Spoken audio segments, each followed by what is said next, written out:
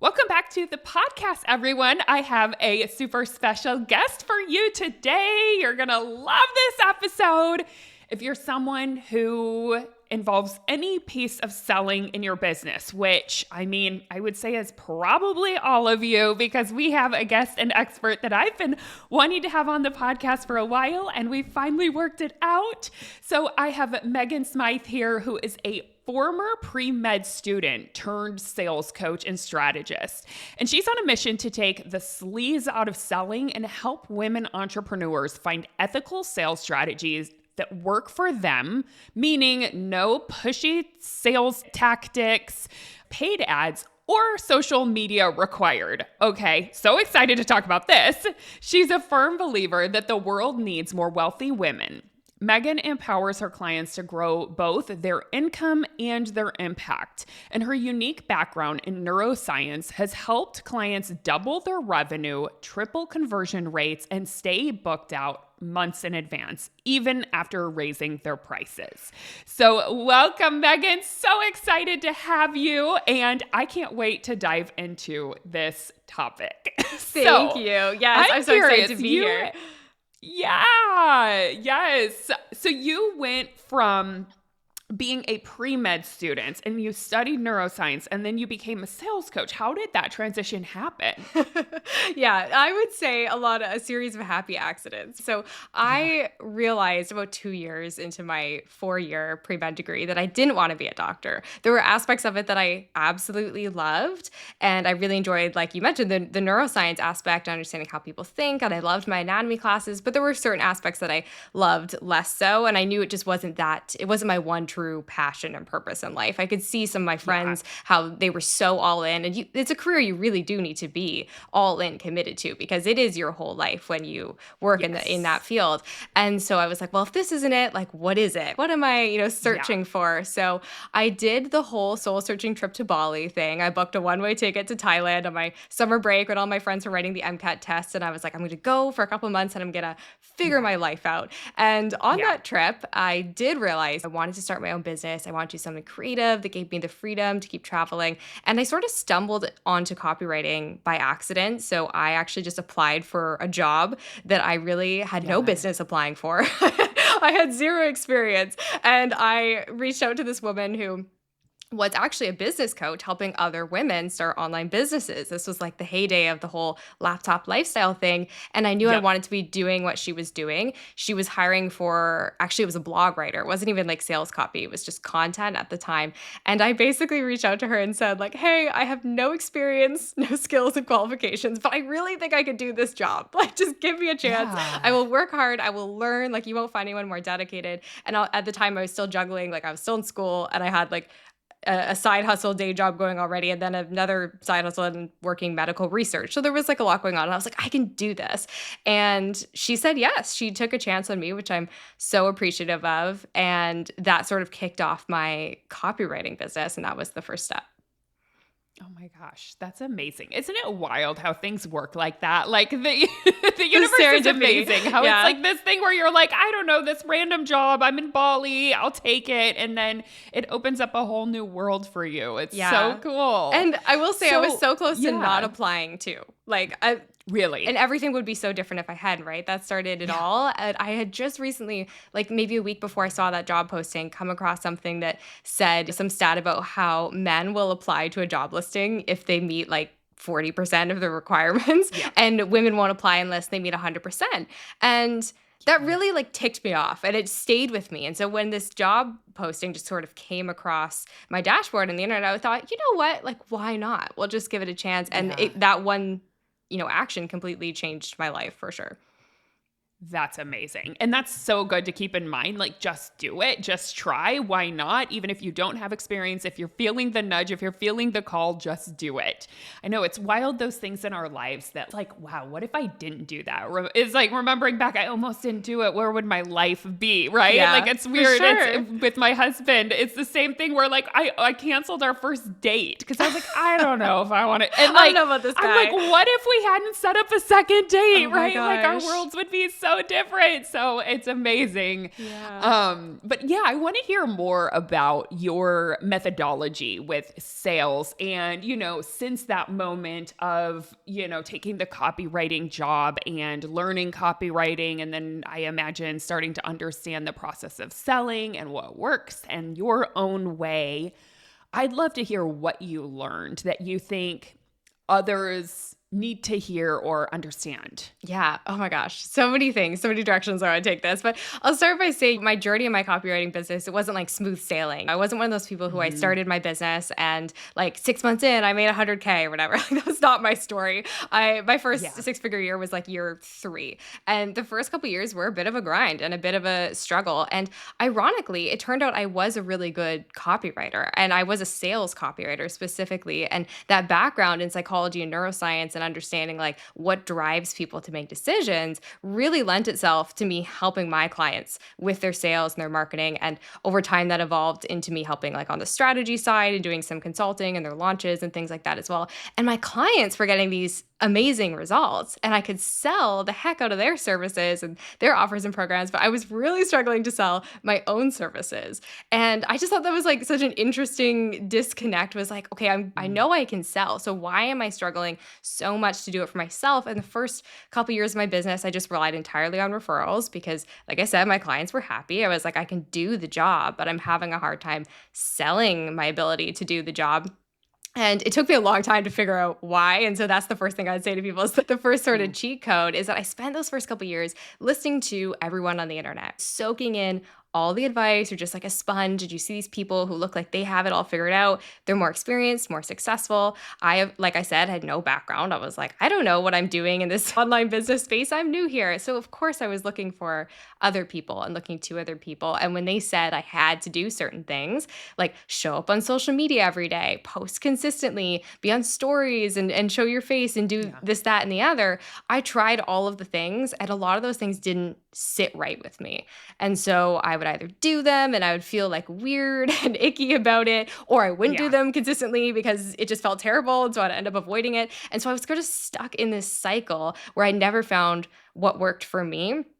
And it all came to a head about 2 years into running my business when, through a series of unfortunate events, I ended up losing all of my copywriting clients in 1 week.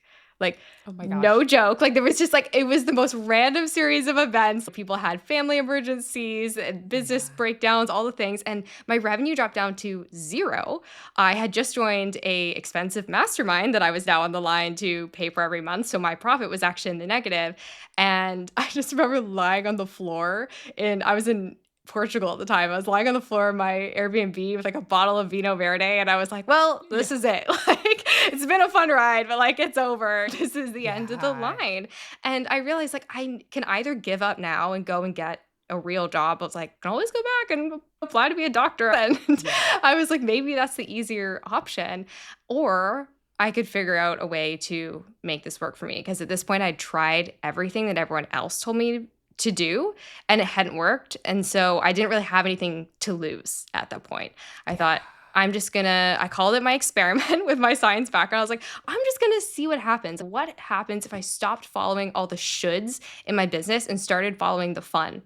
Like, what do I actually enjoy? And like, why not? If I've only got another couple of months of this, why not have fun on the way out? And it completely changed everything. It wasn't overnight, like I said, but like 6 months in, I had the consistent clients back. And by the end of that year, that ended up being my first 6-figure year. Oh my gosh. Oh my gosh, there's so much magic in this story that I want to unpack. It's so good. So the first thing I want to ask about, I want to back up to the part where you were sharing how you could sell for other people or work for other people, but you struggled to sell for yourself. Mm-hmm. Now, I think that story, I know that story resonates with a lot of people. They feel like, God, I've been successful in my career, or I've even been successful in sales somewhere else, and I can sell the heck out of other people's products or things. But when it comes to selling myself and my services or my products, I struggle. I can't do it. It feels different. It feels icky. It feels sleazy. Would you be open to sharing what shifted for you and or what you would maybe recommend to others who are in that place where they just feel like they can't sell their own stuff. It's very hard for them. They feel there's a block there. Yeah, it's so, so common. And it's interesting. I've heard it all now, right? Having worked in sales, like I ask people, like, what are the thoughts that come up? And there's such a wide range of responses. Like you said, it's icky, it's uncomfortable. I don't want to brag. I don't want to pressure people, all these things. And what's so interesting to me is that as a copywriter, I worked with all kinds of different clients before I niched down to working with women entrepreneurs specifically.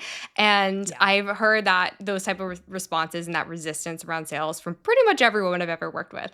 I have never, ever heard any of the men that I work with have that resistance to sales. And so for me, that was actually a little bit of the fuel in the fire, kind of like going back to the job posting and the application it was really hard to do it for me to say, I'm going to apply for this job. But when I felt like I was part of the sort of collective, well, maybe I can change that statistic, right? Maybe me doing this maybe someone listening to this interview will hear that story and she'll feel inspired. In fact, I've shared that story about the initial copywriting job before and had people reach out and tell me that. And that's such an incredible feeling. So it was the same thing with sales, was like, if I can learn to do this and kind of get over this hump myself, maybe I can help other women, right? Rising tide lifts all boats. And that was something I really worked at. And so I think recognizing like it's not your fault. There's very real reasons why we have those feelings and why women do, especially 100%. It's so ingrained into us, and we're so socialized from an early age to be accommodating and put other people first. Don't make people uncomfortable. Nothing makes people more uncomfortable than talking about or asking for money. Nothing makes people more uncomfortable than a woman confidently owning her worth and standing in it. So there's very real reasons. So I think step number one is just acknowledge that. And then step number two is to say, okay, it's not my fault that I'm feeling this way, but it is your responsibility as a business owner that like you can take steps to change that. And we'll talk about how to do that too. I love that. So good. It's so true. It's really, having a why behind it really matters. Like looking, like you said, it's like, oh, well, if I can learn this, I can teach it to others too. And I can kind of pave the way for what I want to see in the world. So I have found that to be for myself too. A big way that I get over humps is really digging deep into why do I want to do it? What's the purpose behind it? And that stretches me to do the uncomfortable, because I imagine it still wasn't super comfortable in the beginning for you, was it? Or what was the process like in the beginning? Yeah. Absolutely not. And that's part of it too. And one thing I hear from people is they'll say like, I don't have the skill of selling. Like they're like, I am just not a salesperson. I don't have the personality for it. And to which I say, that is a skill you can learn and comes with practice. Like everything in your business and your daily life right now, at one point you didn't know how to do, right? Like at one point you had to, send your first invoice to a client or do your first podcast episode, and things that now feel second nature to you at one point were also new and scary. So it's the same thing with selling. It does come with time and practice. You'll get more comfortable. But like you said, part of it is also just reframing, what does selling even mean in your own mind? So we could talk about that too. I have a couple sort of frames that I find people, they do find let's helpful. Talk about it. I love that. Let's dive into it. Yeah. What does selling mean? Yeah. So the first thing I always like to start with is, what is selling not? So the goal in my mind is not to push, persuade, convince, or otherwise pressure people into buying from you. You should not and cannot really convince someone to buy something they don't want or need. And so if that's your fear, let's just start there. You're not going to accidentally convince someone to buy something they don't need. That's not a thing you need to be worried about. Your job is to help people make an empowered buying decision and the best choice for them. So you're giving them the information they need to do that. And I like the word empowered because one thing that comes up a lot in sales is objections and hesitations. And that's something people hesitate to. They're like, I don't want to push on objections. No, we don't want to push on objections, and we don't want to, pressure anyone, like I said, but you do need to address objections, because objections, as we can talk about, are usually just forms of limiting beliefs people have. And so if you're not addressing them, you are leaving them in that state of disempowerment, right? It's like, oh, I don't have time, I can't afford it, right? Let's have those conversations so at the very least they can make a fully empowered and informed decision. love it. That's so good. Such a good reframe of objections. Yeah. And that one thing that shifted for me when working with that is I just started thinking of it. If I'm not talking them through it, I'm not actually coaching them. Like working through objections, or I always think of, they're just like fears that are coming. They up. are. It's people scared of expansion, which happens, right? Like anytime we're about to expand or move into something where we're growing, our ego's, no, let's go back in the cave and come up with our normal excuses. So it really is just like working through that. It's coaching them through that, talking them through that, instead of pressuring them or forcing them. That's not what it is. I love that. Exactly. So, yeah. And ultimately, we want to get to this place where the buying experience is, I like to think of it as an exchange of enthusiasm. So if you think of like a Venn diagram, there's you on one side and the buyer, the client on the other. And that little overlap is the sort of sweet spot where like you're excited to talk about what you have to offer and they're excited to work with you. Like it's a win-win experience. Everyone feels good. And if you're listening to this, I know you've had positive buying experiences before. Right? We've all had negative ones where we felt uncomfortable, where we were being sold to and it was weird and icky. But hopefully you've also bought something that gave you joy and was a joyful buying experience. So why can't you create that for someone too? I love that. I think it's really important to look at that too, because it is interesting, right? With that negativity bias where the uncomfortable situations or the icky, sales exchanges are what sometimes stick in our head. So then we therefore make the assumptions, oh, selling is sleazy, selling is icky. But that's not the only one. That might be like 1 in 100. So exactly. I love that, of looking at where the positive experiences have been. So I'd love to talk to the person who already sells. They're making money in their business. They are selling, but they want to get better at it, right? They'd love to improve conversions. They'd like to get even better at selling. Where would you say they should begin if they want to just amp it up and take their selling to the next level? Oh, this is such a fun question. Okay, well, the first thing I will say is to always know your numbers. So selling is a huge topic, and some people are going to kind of maybe be alarmed by this, but I do believe you should always be selling in your business. You should not always be closing. I think that's that's crap. That's outdated, like 90s sales advice there. You should not always be closing. You should not always be pitching your offer. But every interaction that someone has with you, your brand, your business, should be hopefully moving them further along on their buyer's journey. Because in this attention economy that we all live in, if they're not moving further along, they're gone. You've lost them. And so it's not about being salesy all the time, like I said, or pitching or talking about your offers even necessarily, but just continuing to further that relationship, if you will. So in my mind, you should be selling from like that very first interaction in your free content, even if what you're quote unquote selling them on is just like why they should keep listening to you, why they should keep reading your post. That underlying skill of knowing how to capture, hold attention, those are all sales skills,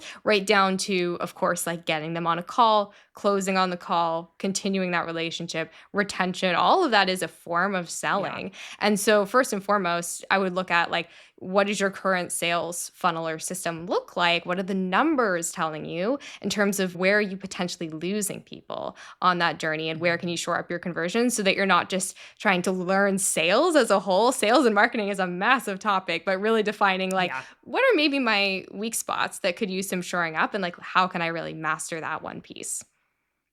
Ooh, that's good. I love it. Yes, numbers are good. That's why we want to look at numbers and not be scared of them. And it's so funny because as you're talking, I'm like, we share so many of the same processes, beliefs, and mine happens to be around money and yours is around selling. But it's so interesting how much our journeys are mimicked. I'm like, it's wild. And you're sharing so many of the same kind of thoughts that I have about money in sales. So that's really fun, because if you've been listening to this podcast or doing the work around money, think about what if I implemented some of the same things that I've been learning around money towards selling and towards my beliefs around selling, right? Yeah, absolutely. So, really fun. Yeah, because if you're an entrepreneur, like money, of course, can come from lots of different places and different sources. But chances are, if you own a business, most of your income is coming through sales in your business. And so it's Yeah. very reliant, like almost 100% reliant on your ability to sell. There's really no more an essential skill.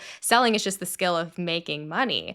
And that's a skill that will serve you no matter how your business changes or evolves, and even outside of your business as well. If you decide you want to start another company or go on some new venture, that skill is only going to serve you. Yes, 100%. Couldn't agree more. Okay, one thing that I want to talk about, because I know people are wondering, because you mentioned not using paid ads, not on social all the time, these things that didn't feel good for you. For some people, that's going to feel great, and it's like, go all in, do it. But for people who are like, I really only see people selling through social or through paid advertising, and I feel like I have to be on Instagram or TikTok or wherever all the time, and it just doesn't resonate with me. It doesn't resonate with my energy, with what I want to be doing. I'm just wondering, I know that you had mentioned like you followed the fun, but what about for someone who says, I don't even see another way? What are the other ways of selling? What would you say to them? Yeah, it's such a great question. And there are really endless opportunities in my mind. And we get so stuck in these boxes of like, well, I have to be on Instagram or LinkedIn or TikTok or like whatever it is, right? And like, there's no other option. And let me tell you, there's lots of very successful business owners out there who are not on social media, who are not on those specific platforms or using those specific strategies. So there's always a way, right? And I would really question anytime you have that feeling of I have to be doing it, because even if it turns out to be something that maybe you're good at or do enjoy, there's still that like energetic component of it's never going to get as great of results as it could if you're coming from that place of I have to be here versus I'm choosing to. So that's the first thing, is to explore other options and look at what type of, so if we're talking about content, for example, like top of funnel marketing, if you were to look at, okay, how can I replace social media? Well, what role does social media play in your business now? Like, what is it doing for you, or what do you want it to be doing for your business? So is it lead generation? Is it pure visibility, like just getting in front of new people? I think most commonly that's what it is. I would argue it's not the best platform for lead generation, but it can be great for just getting like more eyes on your stuff, right? And getting your business in front of more people. So if that's the case, okay, how else could you do that? How else could you increase your visibility and get in front of new audiences? Obviously, paid ads are one option to do that. So is PR. So is long form evergreen content like a podcast, SEO, YouTube. Like there are so many options. In-person marketing and networking, I've seen people have success with referral partnerships and creating those relationships, or just connecting with people. I hate the term networking, but if you have some sort of strategic approach of I'm going to connect with this many new people, it doesn't have to be on social, could be over email, and not cold pitching them as clients, but just creating those connections and opening doors that way. There's so many ways to get creative with it, but first and foremost, you have to know what's the end goal? What's the purpose here? I personally really love this longer form content, like podcasting, for example, as an alternative to social. Amazing. So good. There's so many good ideas in there. And I think the question you asked is really powerful, which is like, opening your mind to what could be some other options, what could be some other ways, what are some other ways? And it's like looking for that, right? Because our brain will answer, or our subconscious will answer the questions that we ask. Because sometimes we just have to ask instead of saying, this is the only way, I have to be in this box, right? Like exploring what could be fun, what's different, how are other people selling? If I could, another good one would be like, if I couldn't sell through social, let's pretend I couldn't, if that's your block, right? How could I make this business work? And you would find a way. And like, that's the thing, right? Yeah. You will find the way. And the answer is, personally, I just got to a point where I the thought of showing up on Instagram stories filled me with so much dread that I was like, well, I gotta find an alternative. And I did. And, I'm happy to share, like, for me, that was podcasting. And it was a bit of that quote unquote cold outreach. Like I said, it wasn't really pitching people, but referral partnerships, building those relationships, like all kinds of things that involved zero social. So amazing. Yay. Example of what's possible. I love it.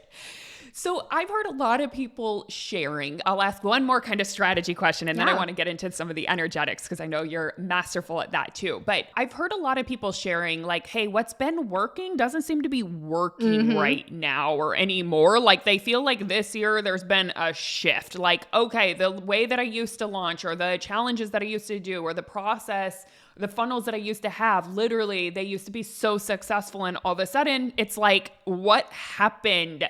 So I'm curious, like, for people who are in that place, could you speak to what, number one, how you would hold the pivot and the way of trying something new? And then number two, maybe even more strategically, what are you seeing working these days? Or are there trends that you're seeing like, hey, like we're trending in this direction. This is what I'm seeing. It's so funny. I just recorded an hour-long solo episode on this topic because it's such a big topic. And I've been getting that question. Go listen to our podcast. I've been getting that question too. And I've been hearing the same thing from my audience. So one thing we'll start with saying is try not to panic. I know it is scary when you see conversions or sales drop off, but to an extent, this is normal, right? Businesses and marketplaces go through cycles, and the online business space has really evolved. And so people are saying that the market has become more saturated. It's like noisy, it's busy, it's crowded, and there's more competition. And that's why, I don't think that's why the market is more sophisticated, meaning buyers are more educated, they're more aware, and they're also more wary of investing for sure. So I would say the biggest thing to be aware of is this sort of lack of trust that a lot of people are experiencing across all industries. I've heard a really common objection these days is the sort of what I've coined like the been burned before objection, whether they've invested in a coach or this type of program before and it didn't work out. That person overpromised and under-delivered and all the things. And so, yes, the market has changed. I think the really important thing to be aware of is your buyers are still out there. They still need what you have to offer, but what they need to hear from you as the business owner and the marketer has changed 100%. So I think to ignore that is dangerous. To just keep using the same funnel templates and scripts that worked 5 years ago, it maybe isn't going to pan out. In terms of how to adjust those strategically and bring things up to speed, it always comes down to your messaging. So strategically, it's not the time to panic and be like, oh, I need to change platforms or webinars are dead and all this stuff. I've seen every strategy and tactic like die and come back from the dead at this point so many times. So I wouldn't look at like the actual tactics so much as the messaging and how you're communicating with your people. And like I said, that objection is top of mind for a lot of people. They've been burned before. Also pricing objections with the economy and everything that's happening politically in the States as well. So knowing your audience has those objections, what did they need to hear from you to feel safe investing? I think the worst thing you can do in this scenario is ignore what's happening and not address it. I know people sometimes hesitate to address objections because they're like, oh, I don't want to call attention to the fact that like the economy is in shambles and all these things. And I'm like, that's the worst thing you can do. The best thing you can do is call it out. Like address the elephant in the room, speak to that objection with empathy, get curious, have those conversations. Now is the time to really be like in the trenches with your audience, having those conversations in terms of what is holding them back and how can ethically and in an empowering way help them through that because they need you now more than ever. Yeah, that's so good. That's gold right there. So good.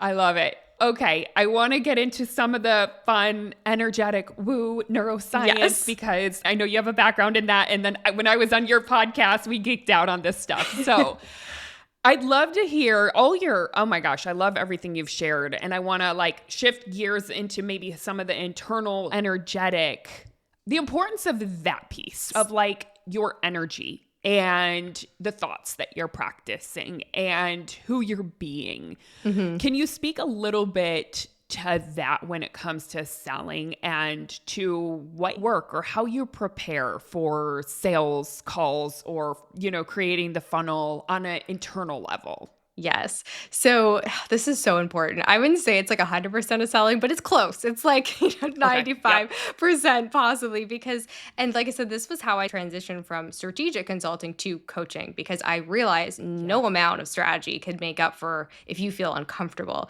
asking for the sale and that mindset and energy side. And so it's why in my program now, that stuff is in module 1. I'm like, we'll get to the tactics. Like I've got all the templates, I've got the scripts and the strategy for you to Yeah. pick and choose from. It is like a buffet of sales strategies and options for you. But first, we need to talk about this real quick and make sure your mindset is on the right page before we get into all of that. So, the first thing I will say is, thinking through, like we talked about earlier, what are those hesitancies or what resistance are you feeling from the get-go when you think about sales, right? So what are those thoughts Yeah. running through your brain if you haven't done that work before? Or maybe you've done it for money, but you haven't done the sales side. Chances are they'll be similar. And just getting those thoughts like down on paper is the place to start to externalize Yeah. that.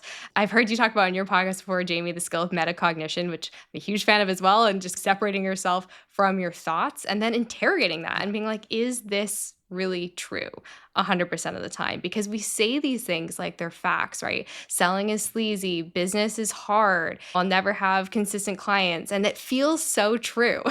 It feels so Yeah. real, right? Like selling is hard and I'm not going to close the sale and this is that. And you really have to interrogate them, like I said, and be like, but is that really true 100% of the Yeah. time? Am I catastrophizing here? Because we all Yes. do it.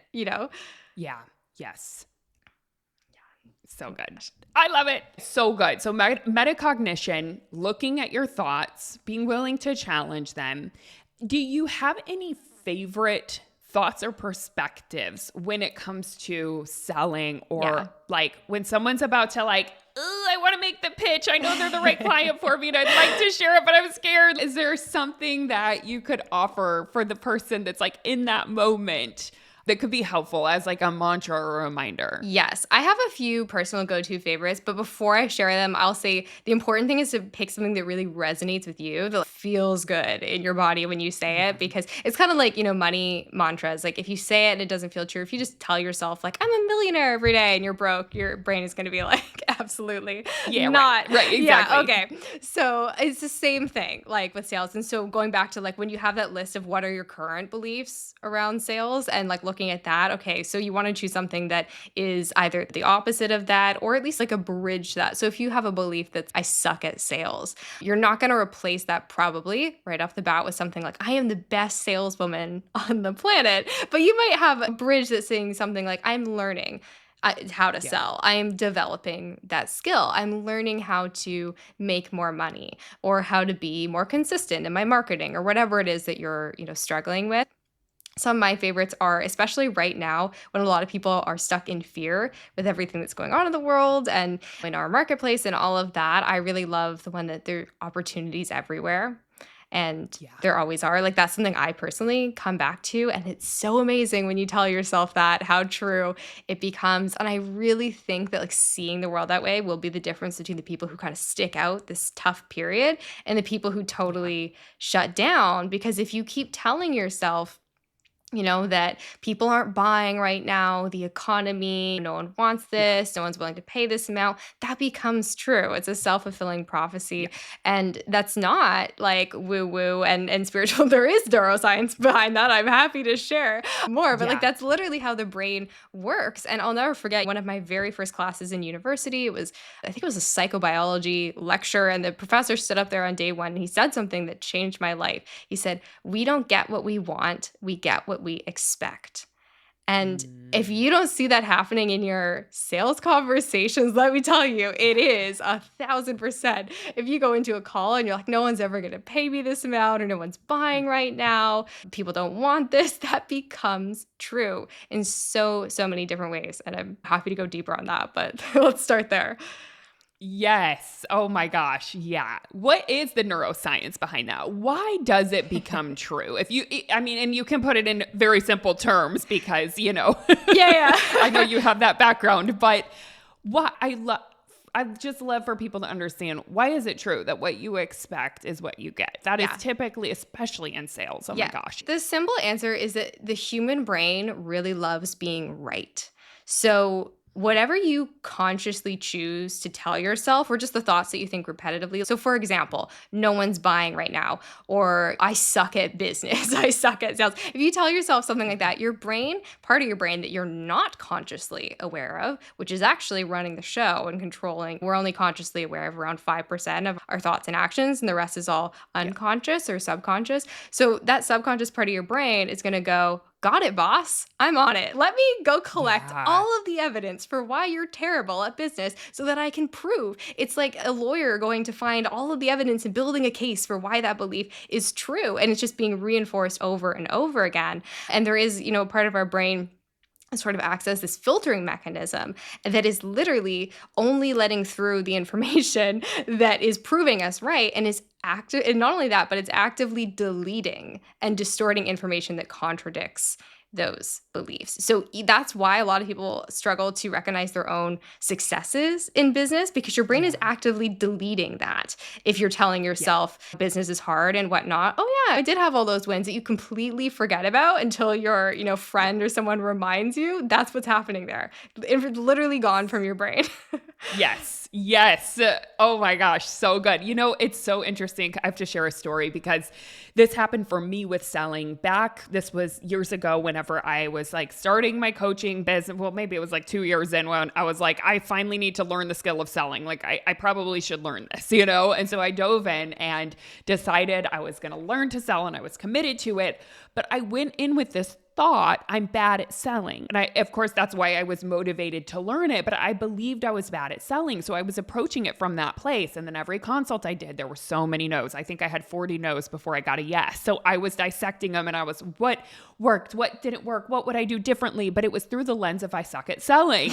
And I remember just having that epiphany because I was also doing so much thought work and internal work, and I believe in manifestation and the power of our thoughts. And I caught it, and I remember thinking, wait a minute, if I believe I suck at selling, thoughts become things. Like, I wonder if this is impacting things, I right? wonder if and there's something going on here. Yes. Could it So be related? instead of like dissecting every single consult and what worked and what, I was like, what if I just started believing maybe I'm better at selling than I think? Yeah. And I started looking for evidence, and then I was like, wait a minute.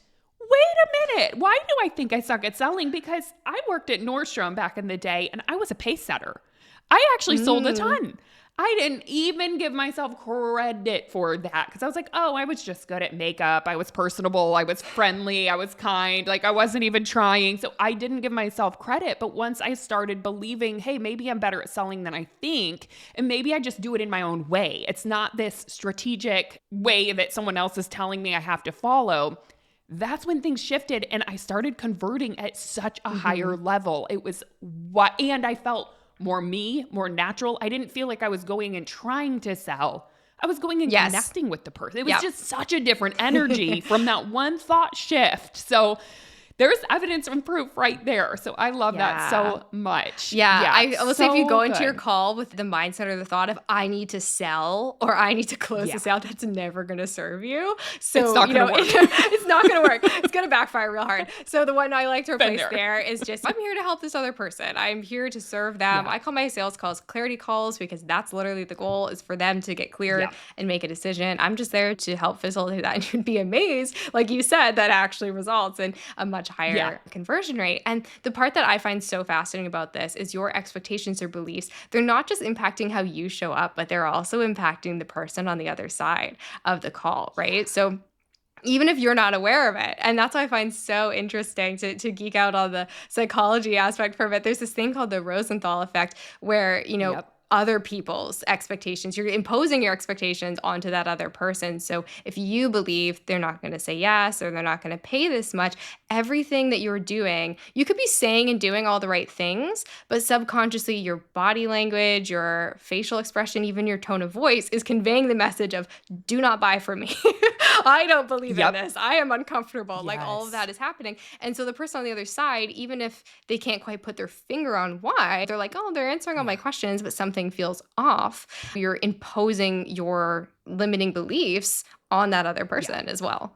It's true. Oh my gosh. I know. I remember whenever I found that YouTube video on the Rosenthal effect, which highly recommend y'all go watch. Oh my gosh. It's really the power of our thoughts on other people is absolutely fascinating. And it's also proof why like coaching is so effective, because when you believe in someone or when you're selling and you actually believe in that person, they feel it and they can take that on for themselves when they might be lacking it. Or if you believe in their abundance or their success, they can borrow that. It's amazing. So I love that you brought that up. So good. Oh my gosh, Megan, I've loved this conversation so much. And I want everyone to go follow your podcast and also how to just let everyone know how to find you, how to connect with you, how to work with you if they want to deepen their skill of selling. Yeah, absolutely. Thank you so much. Oh my gosh, this has been such a blast. So if you want to come check out the podcast, it's called Blaze, as in Trailblaze, because we believe in doing life and business differently. I have a wonderful conversation with James over there. It was so good. So definitely check out that episode. And then you can find me on my website at megansmyth.com. And I do have an Instagram account. I can't promise I am super active on there. We mostly just share the podcast at this point, but email is probably the best place to connect with me. Work with me. All the information's on the website as well. Love it. Yep. We're going to put everything in the show notes. So you'll have it down there. Oh my God. Thank you, Megan. I'm so glad this came together and we got to have this awesome conversation. So appreciate you. Yeah. And thank you All right, so everyone. much. Happy selling. Yeah. Awesome. Me.